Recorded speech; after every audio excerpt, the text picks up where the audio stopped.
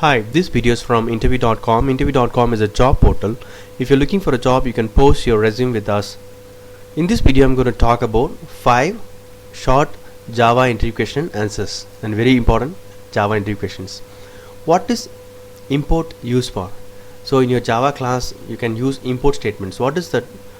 What is the use of that? Import statements enables the programmer to abbreviate the names of the class defined in a package. So you have Java Lang package and there are a lot of classes inside Java Lang. So in order to include all the classes from Java Lang, you can use import. Explain servlet chaining.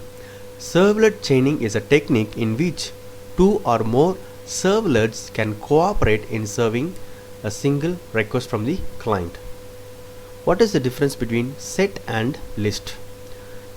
Please remember, set stores elements in an unordered way but does not contain duplicate elements at all. I want to repeat this: set does not allow duplicate elements at all, whereas list stores elements in ordered way but may contain duplicate elements. So list will contain duplicate elements and set will never allow duplicate elements. List can also hold null elements while set can't. Set can't hold the null elements. What is the difference between hash map and hash table? The hash map class is roughly equivalent to hash table. So actually speaking, they both are same, but in one perspective they are different. That hash table, the methods are synchronized, and in the hash map it permits null, whereas hash table it does not permits null. So hash table, you can use it for thread safety. If your class or method using thread safety collections, then you can go ahead and use hash table, because methods inside the hash table are synchronized, so it is handled internally. What is an iterator? Some of the collection classes provide traversal of their contents via a java.util.iterator interface. It's an interface.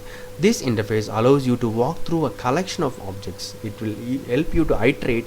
Say you have a collection object and you have added some 20 items inside the object, inside the collection, and if you want to iterate those 20 items, you can use iterator, and each object in turn. So you can use for loop and you can use iterator to traverse the contents of the list. Hope this video is useful. Thank you and all the best.